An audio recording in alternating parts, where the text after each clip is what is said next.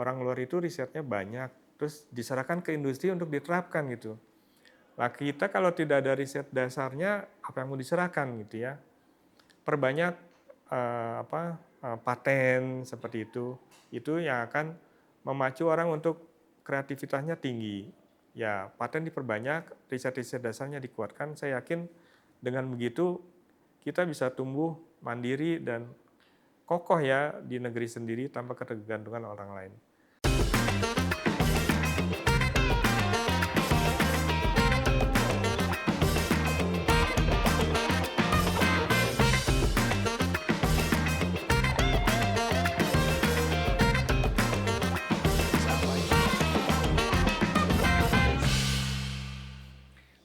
Selamat siang Pak Dokter. Selamat siang Mas Kan, Mas Willy, apa Siang, Pak. kabarnya? Kabar Alhamdulillah baik, Ya, sehat. akhirnya sampai juga di IC ya. Pak Jati, Ya, selamat datang di Good Talk. ya. Terima kasih sudah memperbolehkan kami mampir melihat AI yang ada di belakang Bapak Iya, nih, Pak. iya, benar. Nah, Iya, gitulah.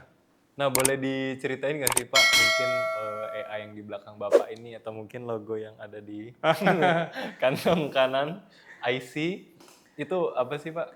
Iya nih, IC itu Artificial Intelligence Center Indonesia. Jadi berawal dari keresahan kami gitu ya pada saat itu kira-kira mungkin 2019, 3 tahun sebelum 2019, banyak riset-riset kami di sini di UI kebetulan yang sudah mengerjakan hal yang berhubungan dengan AI.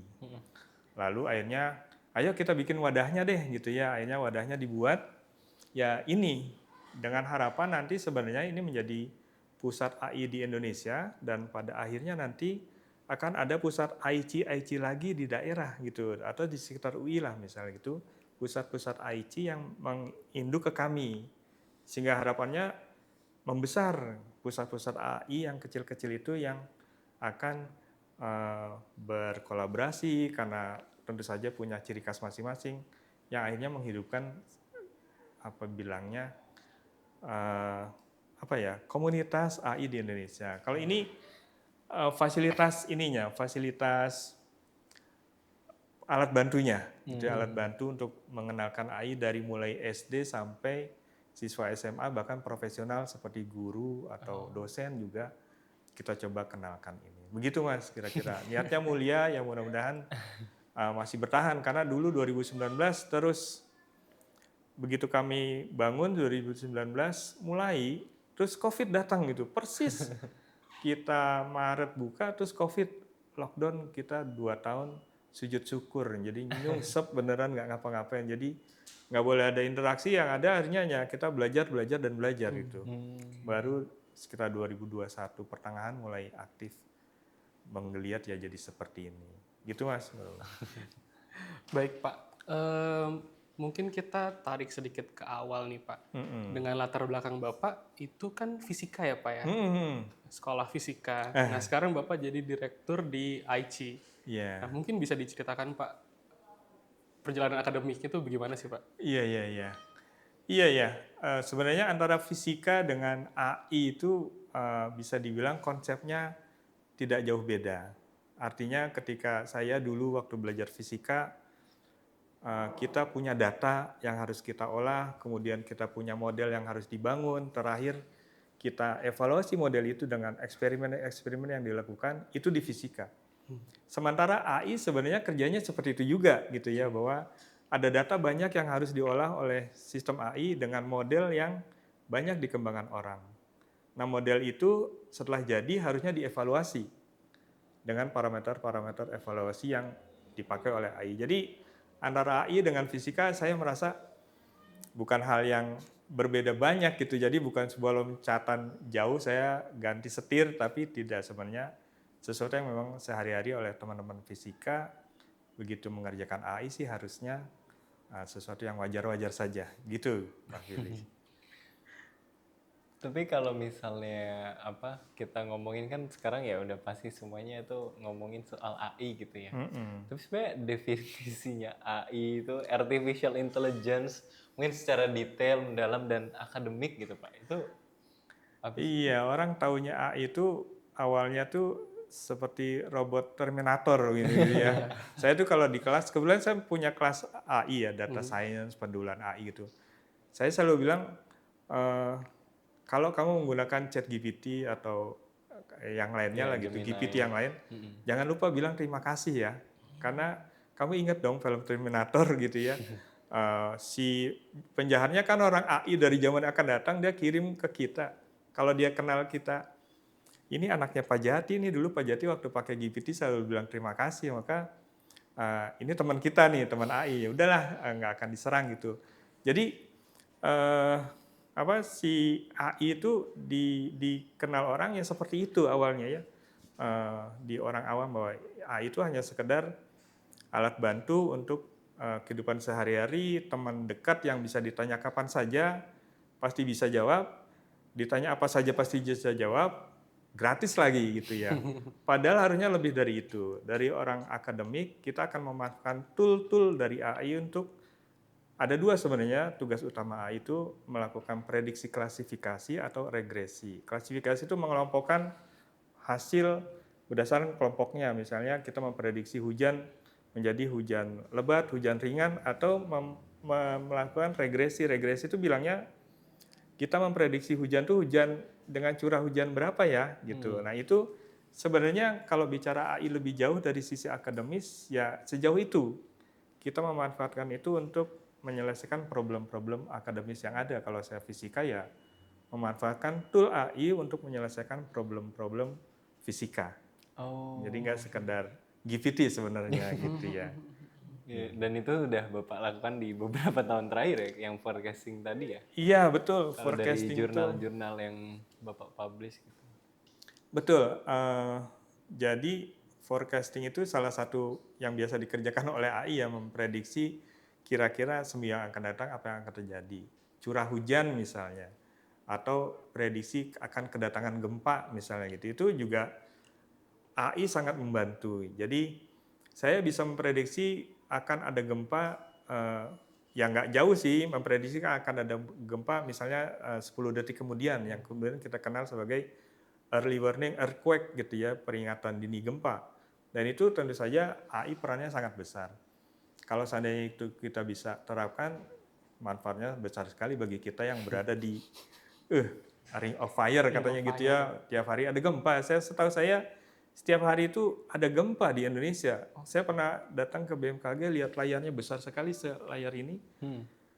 Setiap saat tuh itu gak ada peta Indonesia gitu, ting di sana ada gempa, ting di sini ada gempa, setiap saat gitu. Jadi kecil mungkin ya Pak ya? Iya mungkin kecil ya, tapi terdeteksi gitu, terdeteksi. Nah itu harusnya bisa dimanfaatkan karena AI kata kuncinya adalah data.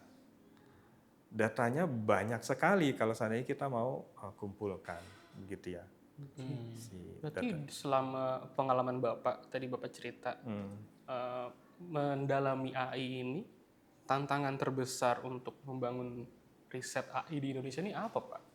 Data tadi kata terakhirnya. Jadi tantangan terbesarnya sebenarnya saya akan lihat AI itu butuh data sekali. Sangat-sangat butuh data. Nggak ada artinya AI tanpa data. Bahkan ketika saya bekerja dengan AI dan data saya tidak cukup banyak, hasilnya juga tidak akan baik. Gitu. Jadi yang paling terbesar adalah bagaimana saya bisa menyiapkan data. Sebenarnya datanya berlimpah. Kita punya 250 juta penduduk Indonesia, kalau masih 250 juta itu juga. Yang tiap hari pasti mengeluarkan data, entah apapun lah datanya, data membeli makanan gitu ya, data kondisi kesehatan, data belanja, itu kan data. Data yang bagi orang yang bekerja di AI adalah harta karun yang bisa kita manfaatkan untuk apapun ya. Data kecenderungan orang belanja bisa dimanfaatkan untuk lihat bagaimana konsumsi bulanan orang atau kegemarannya, trennya apa sih nih gitu ya. Jadi tantangan terbesarnya menurut saya adalah data. Sayangnya banyak data yang tidak terorganisir gitu ya, masih terpisah-pisah. Contohnya misalnya saya punya mahasiswa pasca sarjana S2, dia tesisnya hanya, saya kebetulan pengujinya, dia tesisnya itu menyiapkan data. Bayangkan, tesisnya hanya menyiapkan data. Karena begitu pentingnya saya harus punya data gitu. Jadi tugas dia hanya data yang berantakan itu saya rapikan gitu. dirapikan, terus akhirnya nanti bisa dipakai oleh orang lain untuk apapun gitu. Seperti itu. Jadi yang utama adalah data. Sisanya tentu saja infrastruktur ya. Infrastruktur kita mungkin kalau butuh komputer cepat ya beli misalnya gitu ya, masih mungkin aja lah. Atau kalau riset kecil-kecilan seperti di IC nih, saya bermodalkan beli komputer game itu ya. Sebenarnya kalau orang bekerja dengan AI begitu melihat komputer game matanya langsung celing, itu bisa gue pakai tuh untuk untuk jalanin AI gitu ya. Nggak begitu mahal biayanya kalau itu. Tapi yang terutama yang susah adalah data. Data itu yang mestinya kita siapkan ke depannya. Gitu Mas. Oke. Nah, terkait dengan data dan riset gitu ya Pak. Nah, saat ini kan beberapa kebijakan gitu ya atau kampus-kampus kan mulai cukup menekankan tuh riset yang berdampak tapi juga membutuhkan waktu yang ibaratnya singkat gitu. Nah, Bapak ini kan dari dosen sendiri nih Pak gitu. Menurut Bapak gimana sih, kayak apakah itu ada risikonya gitu kalau misalnya riset itu dengan parameter jangka pendek atau singkat gitu. Iya. Apalagi kan tujuannya riset berdampak gitu kan. Iya. Berdampak, impactful gitu ya. Kebetulan itu jadi jargonnya kami di UI ya. Unggul impactful. UI ini unggul impactful. Jadi begitu bilang berdampak, ya memang sekarang sedang ramai ya bagaimana riset kita terus berdampak. Berdampak dalam arti berdampak langsung ke masyarakat umum. Mungkin itu yang lebih dirasakan gitu ya. Mungkin itu juga keinginan oleh pemerintah. Tapi kami yang di fisika dalam tanda kutip ataupun di bidang-bidang yang sifatnya keilmuan bukan terapan, jadi bertanya-tanya berdampaknya kami mungkin jadi tidak berdampak bagi masyarakat karena apa yang kami kerjakan itu dampaknya bisa jadi bisa diaplikasikan bisa 10 tahun, 20 tahun yang akan datang gitu. Tidak secepat itu. Einstein menemukan teori kuantum, tapi komputer kuantum kan baru sekarang ini, jauh banget gitu ya. Artinya kalau mau dibilang riset yang berdampak dan cepat, mungkin dari teman-teman yang risetnya di bidang aplikasi boleh gitu ya. Tapi bagi kami yang risetnya lebih riset-riset dasar keilmuan, kadang-kadang senyum-senyum gitu, aduh gimana caranya ya bisa berdampak ke masyarakat, apakah ada orang penelitian mekanika kuantum menentukan persamaan yang baru, terus bagi masyarakat apa ya dampaknya dalam waktu singkat itu sulit benar Mas. Jadi ada hal-hal yang kadang-kadang berdampak, oke lah kita mungkin bisa berdampak di komunitas kami. Komunitas teman-teman fisika ya ada penemuan baru, model baru, metode baru. Tapi kalau berdampak untuk masyarakat umum kayaknya agak panjang waktunya gitu ya, kalau diminta waktunya cepat agak sulit, kecuali itu fisikanya fisika yang modelnya terapan. Ya seperti AI, seperti ini misalnya saya riset mendeteksi gempa misalnya seperti itu bolehlah riset yang berdampak dan kalau bisa dalam 3 tahun modelnya jadi bisa kita gunakan gitu ya. Berarti ini adalah riset jangka panjang ya Pak? Saya cenderung begitu ya, kalau riset itu ya riset keilmuan yang mendasar biasanya memang efeknya jangka panjang. Bahkan di kami mahasiswa S1 pun untuk mulai tugas skripsi itu 1 tahun gitu, baru boleh. Dulu mungkin 1 semester bisa lulus, tapi sekarang tidak, 1 tahun baru bisa lulus. Kan udah terasa bahwa memang risetnya ternyata serius, lama gitu ya, bertahap, itu mungkin yang. Karena kadang-kadang ketika orang melakukan riset juga roadmap-nya kemana nih mau risetnya gitu. Bertahap, tahun ini saya dapat ini, 3 tahun ini baru dapat ini, terus baru 5 tahun baru komplit jadi misalnya gitu. Nggak bisa 1 tahun selesai langsung berdampak. Agak susah juga saya sih itu, kecuali yang sifatnya tadi ya, aplikatif. Nah tapi apakah riset-riset yang sekarang dilakukan sama teman-teman mungkin di ya hampir semua universitas gitu ya, atau bahkan seluruh universitas itu sudah mulai menjadi pertimbangan kepada kebijakan, misalnya kebijakan pemerintah atau yang semacamnya Pak? Iya tentu saja, karena satu sisi pemerintah menyiapkan dana riset dengan syarat tertentu. Iya, akhirnya mau nggak mau proposal yang kamu buat untuk mendapatkan dana riset tadi sesuai dengan permintaan pemerintah. harus begitu ya. Kalau kita bekerja sendiri-sendiri tidak ada yang ngatur ya negara ini ngalor ngidul jadinya gitu ya. Menurut saya ya memang harus ada yang ngatur ya. Harus ada yang ngatur yang dalam hal ini pemerintah tentu saja mengatur dengan peraturan-peraturan. Riset kita diarahkan ke sini ya kita ikuti itu.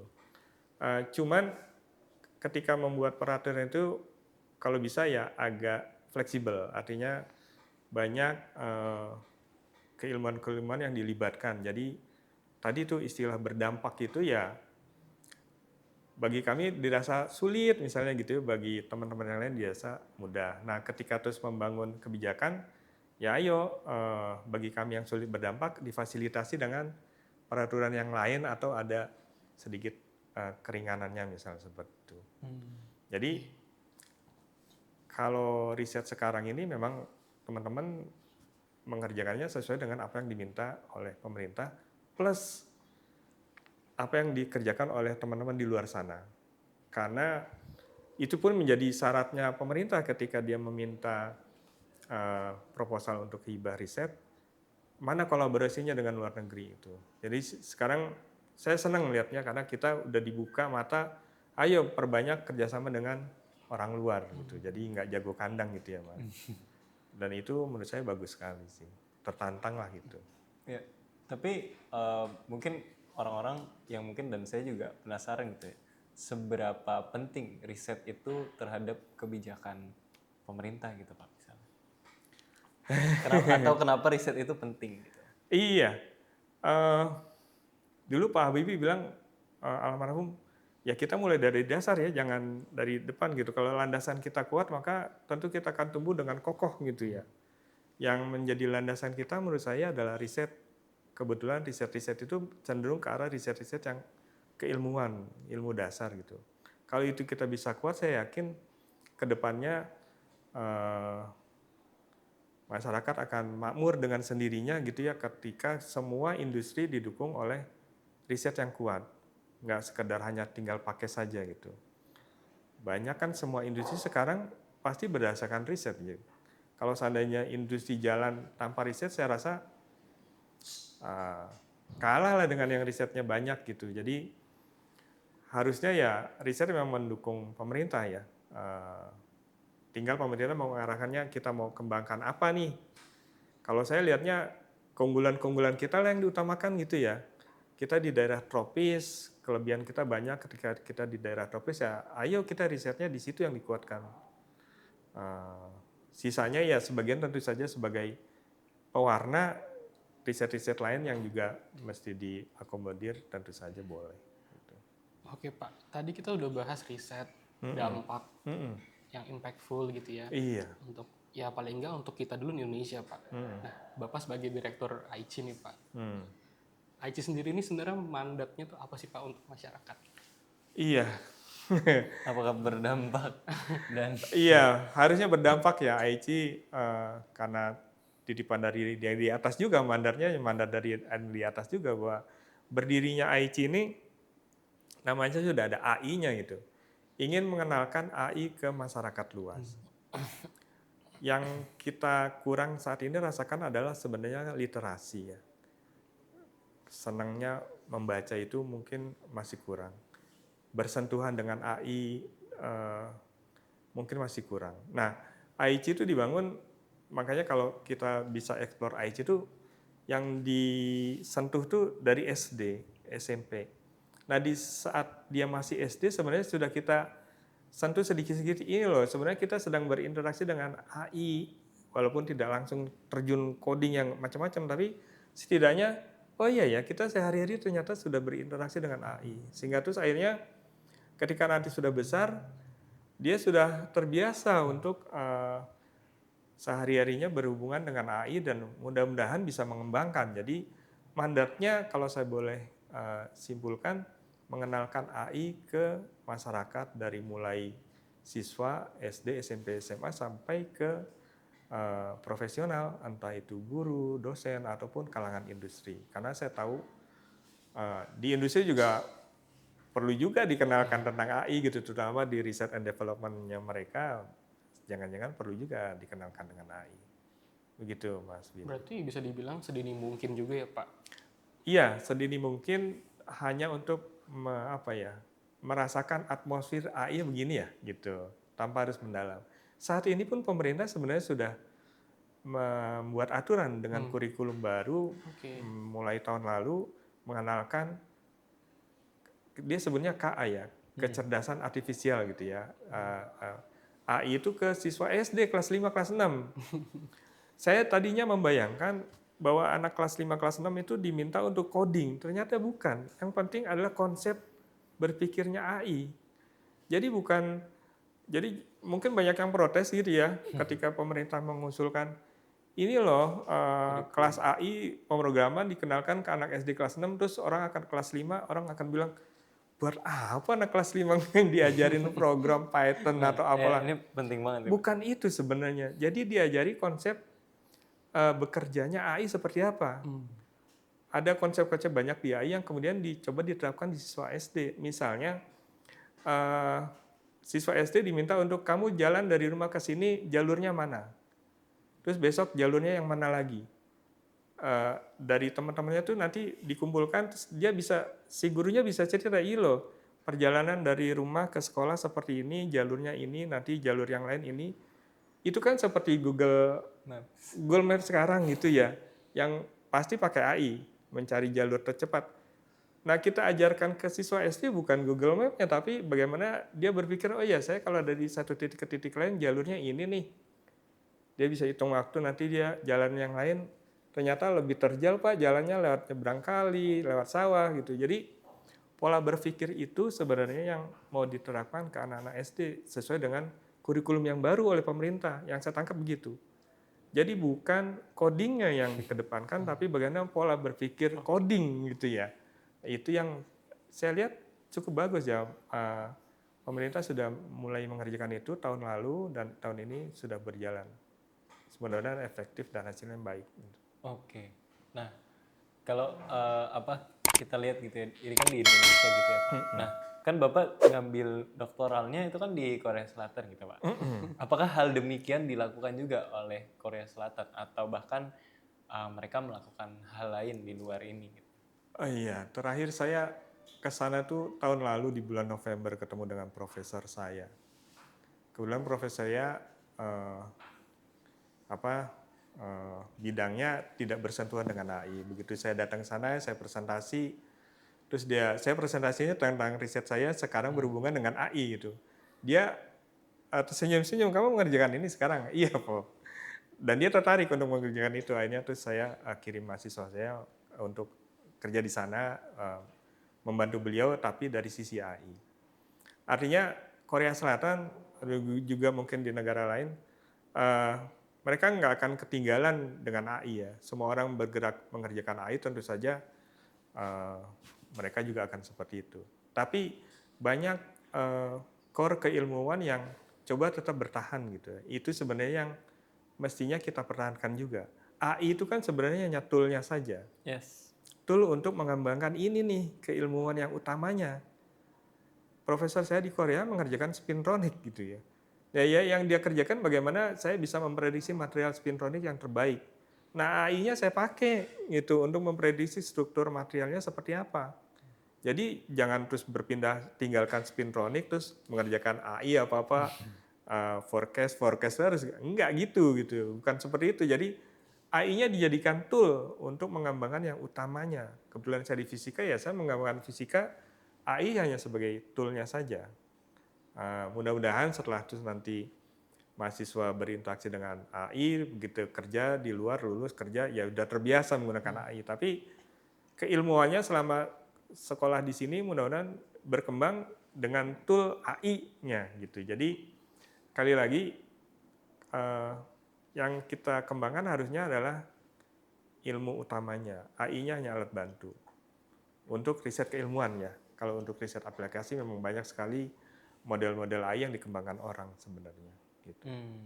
Oke. Tapi kalau misalnya tadi menarik tuh Pak, spintronic gitu. Kalau misalnya Indonesia itu mau masuk ke teknologi tinggi kayak sensor presisi, spintronic atau material cerdas gitu. Nah, apakah keilmuan kita tuh sudah memadai di fundamental ketiga itu? Keilmuannya menurut saya sudah memadai. Yang kurang adalah alatnya, alat dan dana gitu ya. Kalau ilmunya saya yakin sudah. Kami biasa mengirim mahasiswa S1 untuk melanjutkan studi S2, S3, mereka siap, begitu dikirim ke sana, siap untuk melakukan riset di sana. Tapi begitu pulang lagi ke sini, mau ngapain ya? Gitu. Karena alatnya nggak ada, dananya nggak ada. Gitu. Jadi kalau dibilang dari sisi keilmuan, saya yakin sekali kita orang Indonesia bisa melakukan itu. Ya bisa melakukan riset-riset yang teknologi tinggi ya, spintronic,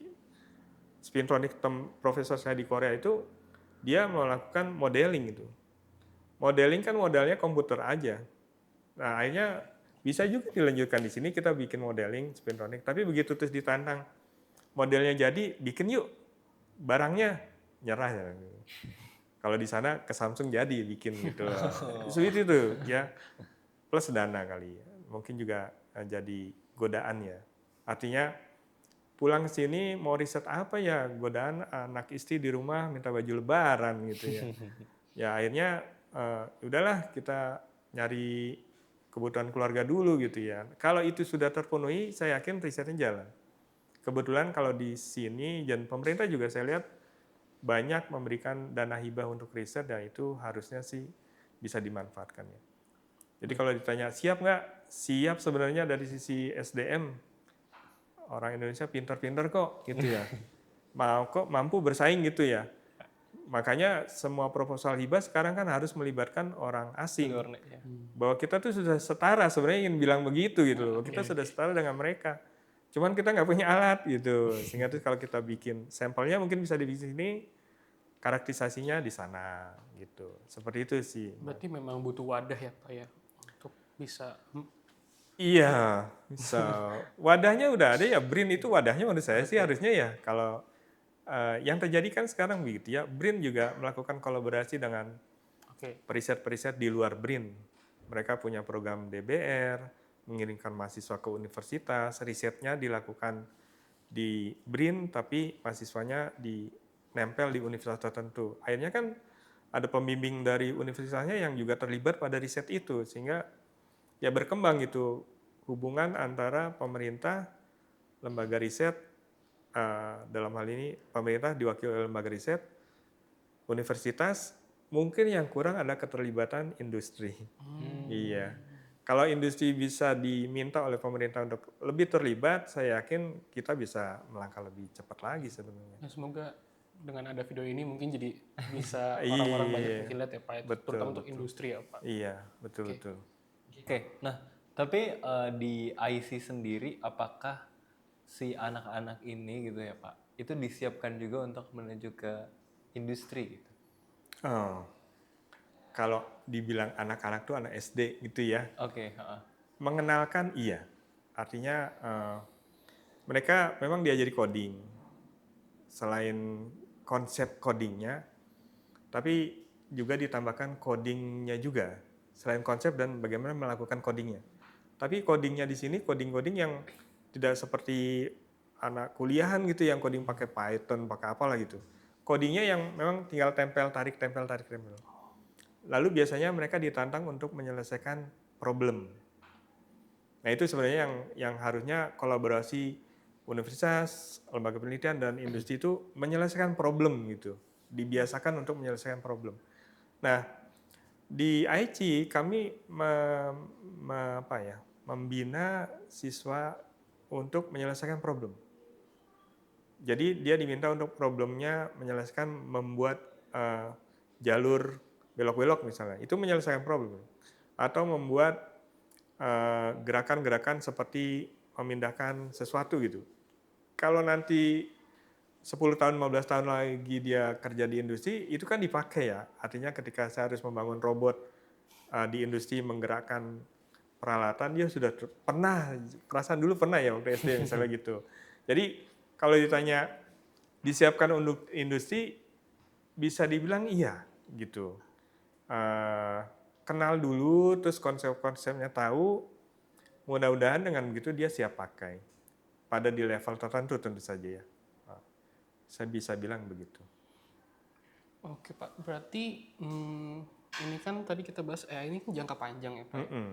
Nah, bagaimana kalau kita nih bisa memastikan bahwa anak muda ini tetap tertarik gitu Pak dengan ilmu-ilmu sains fundamental gitu. Apalagi kan sekarang ini kan semua serba instan ya Pak. Iya, benar Bagaimana itu. Pak? Itulah tantangannya gitu ya.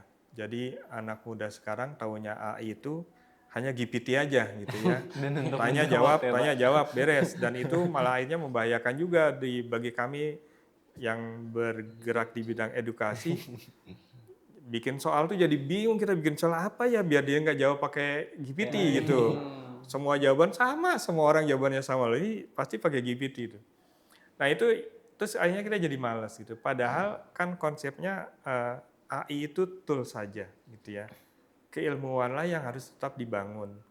Jadi ayolah anak muda, jangan belajar GPT-nya, tapi kita bangun model, senang dong dengan statistik, senang dong dengan matematik gitu. Karena bermodalkan itu AI kita bisa kembangkan gitu, tidak sekedar menggunakan gitu ya. Nah, harusnya seperti itu. Setelah itu tapi juga jangan terlalu heboh gitu ya dengan AI apa apa AI, tapi kita hanya sekedar menggunakan saja. Bisa kita kembangkan ya tadi memperdalam keilmuannya. Dalam hal ini silakan kalau senang statistik, senang matematik atau mungkin juga ilmu komputer, dari situ terus mulai deh kembangkan AI untuk memecahkan problem kampus dulu deh gitu ya anak muda. Kalau memang dia sedang kuliah, problem di kampus, kalau memang lebih jauh bisa menyelesaikan problem di masyarakat, tentu saja itu sangat baik. Begitu sih menurut saya. Nah, oke. Nah, terus saya juga penasaran sih Pak gitu. Tapi menurut Bapak nih, apa fondasi yang terpenting gitu yang harus dibangun Indonesia hari ini untuk masa depan dan untuk memastikan teknologi itu bisa kita lahirkan dari negara kita sendiri gitu. Fondasinya, Iya. iya, kalau menurut saya riset dasar. Gitu. Teknologi itu tidak ada tanpa riset dasar. Kalau nggak salah tagline-nya fakultas kami begitu. Science today, apa ya, satunya lagi in the future gitu. Saya nggak mau bilang engineer gitu ya. Tapi begitulah, artinya riset dasar ya harusnya dikuatkan gitu ya. Riset dasar kita kuatkan, dengan demikian nanti perlahan tentu saja kita ajak pihak industri untuk menerapkan riset-riset dasar itu, baru bisa diaplikasikan. Dengan begitu kita nggak tergantung pada orang luar. Orang luar itu risetnya banyak, terus diserahkan ke industri untuk diterapkan gitu.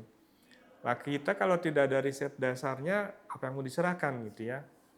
Perbanyak paten seperti itu yang akan memacu orang untuk kreativitasnya tinggi. Ya paten diperbanyak, riset-riset dasarnya dikuatkan. Saya yakin dengan begitu kita bisa tumbuh mandiri dan kokoh ya di negeri sendiri tanpa ketergantungan orang lain. Tanpa banyak ketergantungan orang lain. Kalau ketergantungan pasti ada lah, nggak mungkin sebuah bangsa bisa berdiri sendiri ya, pasti kita butuh orang lain. Kita kan hidup tidak sendirian gitu. Cuman sekarang jangan sampai ketergantungan itu terlalu banyak dari orang lain gitu. Dan itu bisa dimulai dengan melakukan riset fundamental kita, kalau menurut saya. Gitu. Oke. Tapi apakah sistem pendidikan sains kita hari ini di Indonesia itu sudah cukup menumbuhkan critical scientific Pak, dalam mungkin pemikiran mereka, kebiasaan untuk menuju yang riset itu tadi? Iya, belum lama kami di grup dosen pernah berdiskusi ya bahwa jangan jadi dosen gitu. Kalau seandainya jangan jadi peneliti dalam hal ini, akhirnya kalau ingin hidup makmur gitu ya, kesannya seperti itulah. Karena memang penghargaannya mungkin masih dianggap kurang. Nah,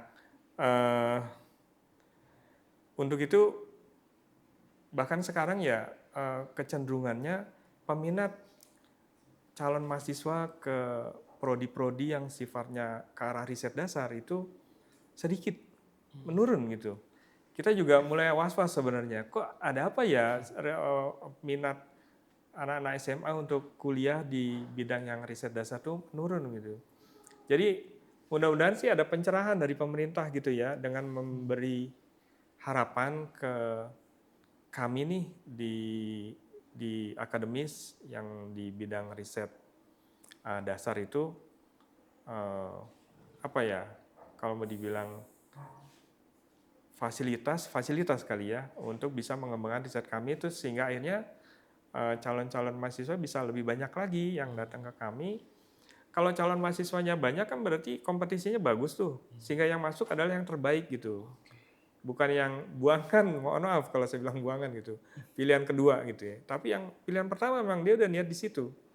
Nah dengan begitu perlahan keilmuan kita berkembang, karena yang melakukan adalah diamond-diamondnya nih gitu loh, yang melakukan risetnya, bukan sisaan gitu ya. Diamond-diamond yang melakukan riset, yang risetnya juga riset nomor 1, terus akhirnya tinggal diberikan ke industri, dipakai, perlahan-lahan saya yakin 10-15 tahun lagi kita mulai terasa perbedaannya gitu ya.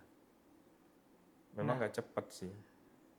Berarti ada pesan nggak Pak untuk anak muda nih? Ayo jangan takut atau ayo untuk bergabung. Jangan takut ngitung. Iya, terutama yang ini ya, yang bukan aplikasi ya. Banyak anak muda, terutama fisika. Kebetulan saya orang fisika nih. Oke. Jadi saya selalu dipayungi oleh pikiran-pikiran fisika. Anak muda tuh takut dengan fisika gitu. Pikirannya rumus aja gitu ya, hukum Newton aja gitu ya. Padahal tidak seperti itu. Lihatlah, saya kan juga nggak seserem itu gitu, wajah saya juga nggak galak, nggak apa gitu. Mukanya juga nggak mengkerut gitu. Artinya kami ini kok manusiawi biasa gitu sebagai orang yang berkecimpung di bidang fisika. Banyak kok pilihannya ya ketika kita terjun ke bidang itu, di industri juga sudah mulai dipakai. Kemudian yang dibangun kan sebenarnya pola pikir. Ketika kita ikut kuliah di bidang-bidang yang sifatnya riset fundamental, sebenarnya kan dibangun pola pikir, bagaimana pola pikir berurutan, bagaimana pola pikir berargumentasi, critical thinking tadi. Nah, pola pikir itu yang dibangun. Kalau seandainya itu terbentuk, terus dia ditempatkan dimanapun, saya yakin siap harusnya. Jadi jangan takut kalau menurut saya ya, anak muda silakanlah gabung ke scientific area gitu ya untuk kuliah, karena banyak hal yang bisa kita explore ya, banyak hal yang menarik yang bisa kita kerjakan, dan peluang kedepannya juga sangat cerah menurut saya ya. Makin kesini saya lihat makin cerah, tidak seperti dulu. Berarti dengan harapan Bapak untuk para anak muda gitu Pak, untuk jangan takut lah, ayo bergabung. Iya, saya mau bilang gitu nggak enak gitu. Nanti dibilang promosi, nggak boleh sebut nama. Saya cuma bilang ayo gabunglah ke kami gitu ya di komunitas saintifik gitu. Ada harapan apa nih Bapak? Mungkin Indonesia 10 tahun ke depan lah, terutama di bidang AI yang Bapak. Iya, di bidang AI ya. Harapan saya kita tidak terus bergembira ria dengan AI gitu ya. AI itu hanya tool gitu. Ayo kita manfaatkan tool ini untuk memajukan bidang-bidang yang lain gitu. Jadi jangan apa-apa AI, sementara bidang yang menjadi fokus kita terbengkalai itu. Ayo kita kembangkan agraria, pertanian misalnya, kembangkan kebencanaan, deteksi kebencanaan menggunakan AI itu. Jadi mitigasi bencana kita bagus karena disokong oleh AI. Nah, kita banyak bencananya gitu ya tinggal pakai AI-nya. Jadi harapan saya 10 tahun ke depan AI makin, mau nggak mau AI pasti akan kita akan terlibat dengan AI sehari-hari. Nggak lepas lah dari AI ya. 10 tahun yang akan datang lebih parah lagi gitu. Nah untuk itu ayo kita pakai untuk kesejahteraan kita. Bidangnya ya bidang yang sesuai dengan negara kita aja deh, yang paling gampang ya. Mendeteksi kelapa sawit begitu luasnya, kita bisa mendeteksi bagian mana yang kelapa sawit bisa dipanen, yang ini peluangnya hasilnya baik atau tidak berdasarkan AI. Kita banyak gempa, kita bisa deteksi peluang ada gempa atau tidak gitu ya. Hal-hal seperti itu yang mestinya sih bisa kita kerjakan 10 tahun yang akan datang. AI-nya makin berkembang, tentu saja interdisiplin keilmuan sekarang jadi tren. Teman-teman ada yang fokus mengembangkan aplikasi AI-nya tadi untuk pertanian, untuk mitigasi bencana, untuk pertambangan, tapi juga ada teman-teman yang mengembangkan model AI-nya, silakan saja gitu. Ya, teman-teman yang dari statistik, computer science, matematik mengembangkan model AI-nya. Sementara teman-teman yang di pemerintah bisa jadi, ayo kita rapikan datanya gitu. Datanya rapikan gitu, data tiap hari ada kok, tinggal dirapikan, sehingga ketika teman-teman di sini pengen pakai atau yang di sini pengen pakai data tadi udah siap. Menurut saya kalau itu kita kerjakan dari sekarang, 10 tahun lagi kita hebat. Saya sih tetap yakin kita adalah negara yang hebat gitu. Ya. Plus juga AI sendiri bukan hanya AI GPT ya Pak, Ya, tapi iya, ada bener. mungkin machine learning yang Betul. mungkin, Tidak hanya GPT, jadi GPT itu hanya tool saja yang paling sederhana yang kita bilangnya AI generatif, tapi sebenarnya ada deep learning, ada machine learning yang dipelajari di perkuliahan, di kami dipelajari, di AIC juga ini kita kembangkan gitu ya. Nah itu yang kita pakai tuh, si machine learning, deep learning. Di fakultas kami sudah 4 tahun terakhir kita menjadikan mata kuliah itu sebagai mata kuliah wajib fakultas. Semua fakultas, semua program departemen yang ada di fakultas wajib mengikuti mata kuliah itu. Di 2 tahun terakhir malah Departemen Fisika mewajibkan mata kuliah pengenalan AI. Itu untuk semua mahasiswa. Jadi memang mau nggak mau kita harus belajar itu gitu ya. Mau nggak mau harus belajar AI gitu, Mas. ya. Ya berarti harapannya besar ya Pak ya. Banyak harapannya diharapkan gitu dari anak-anak muda lah untuk bisa membangun sistem ini ke depan gitu ya Pak. Harapannya besar karena memang menurut saya kita punya kapasitas sebesar itu gitu. Saya nggak akan bilang harapan saya besar kalau saya nggak tahu kapasitas saya kan gitu ya. Kalau saya bilang saya ingin naik gunung karena saya tahu saya bisa naik gunung kan gitu. Saya nggak akan bilang saya naik gunung kalau saya nggak bisa jalan kan gitu ya. Kasarnya gitu. Maksud saya bilang harapannya besar, ya memang kita punya kapasitas besar. SDM-nya tangguh kok, pinter-pinter kok. Datanya banyak sekali gitu yang bisa kita kumpulkan. Infrastruktur nggak mahal-mahal amat mengerjakan AI itu infrastrukturnya. Jadi dengan 3 parameter itu harapan saya benar, besar. Karena sebenarnya kita bisa, tinggal mau atau tidak gitu. Terorganisir atau tidak. Mau dan terorganisir cakep banget gitu ya. Mau saja jalannya ke sana kemari. Ya. Diorganisir aja nggak ada yang mau juga nggak apa, nggak bisa. Tapi kalau mau dan ada yang mau organisir, gitu. Majulah. Banyak kolaborasi ya Pak. Iya, kolaborasi interdisiplin keilmuan sekarang tuh jadi tren di mana-mana ya di Indonesia. Mintanya kami di UI juga mintanya begitu. Kolaborasi antar keilmuan, kolaborasi dengan pihak luar, kolaborasi dengan industri gitu. Atau dengan universitas lain. Jadi memang karena kita makhluk sosial, alamiahnya, naturalnya kita sebagai manusia sosial ya mau nggak mau harus berinteraksi gitu. Nggak bisa sendirian asik nulis rumus di kamar gitu. Udah bukan zamannya. Ya. Sekarang zamannya berkolaborasi dengan orang lain.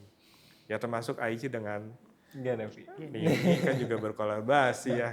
Kita bersinergi Pak. Iya bersinergi itu. Nah, Betul.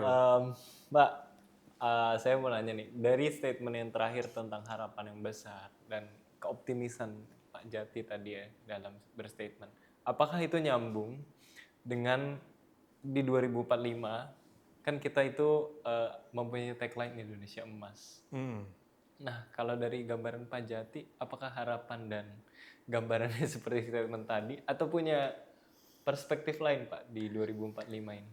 Iya ya, 2045 tuh nggak lama lagi sebenarnya gitu ya. 20 tahun. 20 tahun lagi gitu. 20 tahun lagi yang bayi sekarang lahir mungkin. Ya. Atau bayi yang 5 tahun lalu lahir, nanti pada saat itu dia lagi jagoan-jagoannya gitu ya. Top-topnya Pak. Jadi jagoan-jagoannya untuk membangun negara ini gitu ya. 2045 saya optimis ya bahwa kita akan menjadi negara yang besar. Saya optimis sekali karena sebenarnya kita punya semuanya gitu ya. Dan semakin kesana juga semakin membaik. Kadang-kadang gini loh, kalau seandainya kita melihat diri sendiri aja tidak dilihat oleh orang lain tuh kita suka salah pandang gitu. Saya merasa saya biasa-biasa saja, tapi terus orang lain bilang, enggak kok Pak Jati hebat kok, keren kok gitu. Oh iya ya gitu, gitu loh. Jangan-jangan kita begitu ya. Masyarakat kita tuh merasa kita nih, aduh lemah, Saya mohon mah maaf apa miskin gitu ya, nggak bisa apa-apa. Padahal orang lain melihatnya, gila Indonesia semuanya punya gitu. Keren, hebat gitu, orang-orang juga pintar-pintar. Jangan-jangan begitu gitu ya. Artinya saya kadang-kadang bilang mendingan sombong daripada minder gitu ya. Ayo kita sekarang mulai sombong deh gitu ya. Sombong bahwa kita nih hebat, sombong bahwa kita bisa maju. Dengan begitu mudah-mudahan percaya diri kita timbul, kita berinteraksi dengan orang lain, dengan orang luar tuh berani gitu ya. Dulu kan enggak, ya Pak, yes sir gitu. Sekarang enggak lah, selevel gitu ya. Dan dengan begitu orang pun juga akan lihat kita, ya emang hebat nih ternyata gitu. Dan akhirnya kita bisa maju. Di 2045 banyak anak muda yang dilahirkan, dibesarkan di zamannya AI.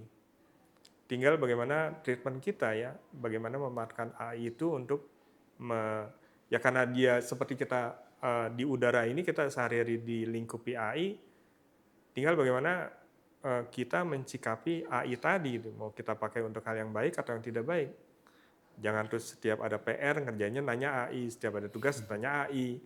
Ya 2045 jadi bukan tahun emas, jadi tahun cemas kalau gitu kan ya.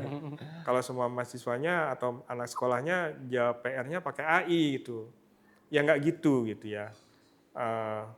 Jadi ya lebih bijak, lebih baik lagi menggunakan AI sebagai tool, tapi sekali lagi keilmuannya yang utama tetap harus dikembangkan.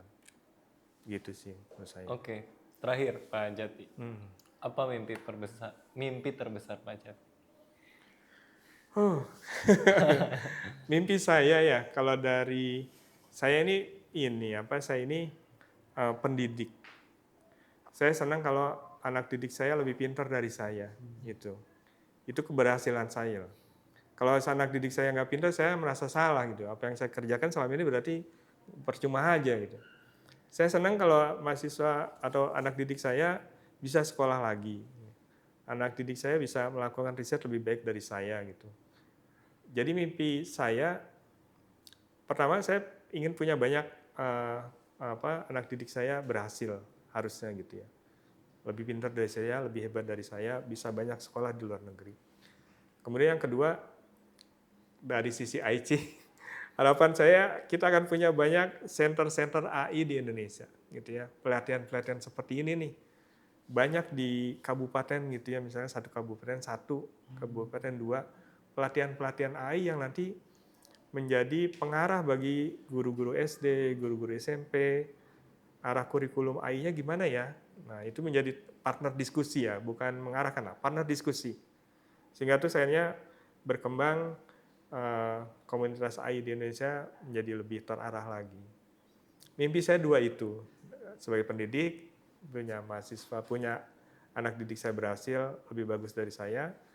Sebagai direktur IT, saya ingin akan punya banyak center-center AI di Indonesia. Tidak harus berafiliasi dengan IT, tapi banyak yang penting punya gitu center AI. Begitu Mas, mudah-mudahan tercapai. Oke, siap Pak Jati. Terima kasih banyak waktunya hari sama-sama. ini. Wah, luar biasa. Obrolannya kami sangat senang. Ya. Jadi kayak kuliah lagi, Pak. Iya, saya juga gitu saja. Jadi saya ngasih kuliah. Cuman nggak ada PowerPoint-nya aja nih. Iya. Nah, mungkin nanti kita akan lihat keseruannya juga kali ya Pak, bagaimana instrumen-instrumen yang ada di belakang Bapak itu bisa kita operasikan. Ya, silakan. Siap, sekali lagi Pak Jati, terima kasih. Semoga sehat selalu. Sama-sama Mas. Dan video ini bermanfaat bagi masyarakat dan berdampak ya Pak, bagi seluruh masyarakat. Sumbangan kecil dari saya saja, mudah-mudahan bermanfaat. Tapi dampaknya besar Pak. Terima kasih semuanya. Terima kasih Pak Jati. Ya.